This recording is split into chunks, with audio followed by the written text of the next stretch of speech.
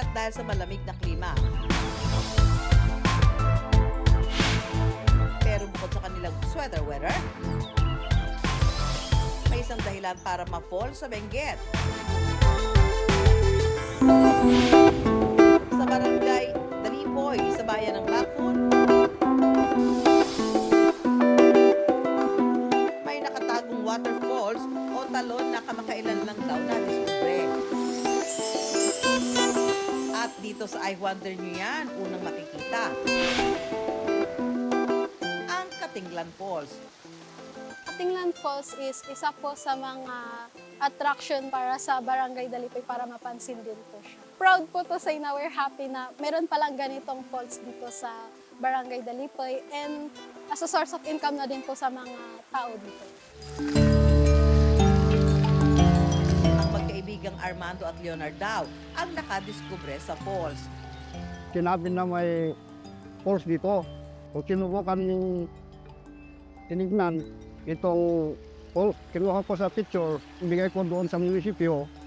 Ang sabi na, oh sige, balitin nyo sila. May pambihirang kwento rin ang pinagmula ng kanilang lugar na Katinglan. Isang Amerikano raw ang nagpakuha noon ng gipas o wild coffee plant sa lolo ni Armando sa kabundukan ng Benguet. Kanana, inina di panto, ilan din Amerikano, amo kanan uncle, ay Katinglan, kanan din Amerikano. Para marating ang falls, kailangan sumakay ng 4x4. Malubak at liku-likong kalsada kasi ang daraanan. Mga ka-wonder, andito po tayo ngayon sa Liwang kung saan magsisimula yung paglalakad papuntang Katinglan Falls. Ang trek tatagal ng 2 hanggang 3 oras.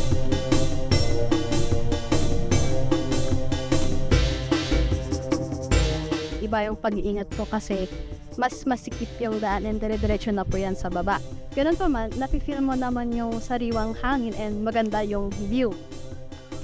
Sa pagtitrek, kung mapapansin po ninyo, may mga passball po papunta sa Katinglan Falls. Ang purpose po nito ay para harangin yung mga baka na umalis or tumakas po. May inilaan ding lugar ang barangay Dalipoy para gawing campsite kapag binuksan na ito sa publiko. Dito po yung possible na camping site po dito once na open po si Katinglan Falls. Pagkaraan ng ilang oras na kalmaryong paglalakad,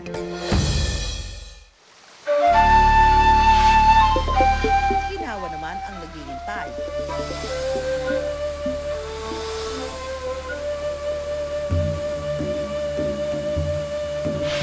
Welcome to Katinglan Falls. Naligaan kami kung may tourism dito. Maraming mga taong dumayo dito. Mayroon 2 parte ang Katinglan Falls. Ang una, para raw cake na may 3 layers.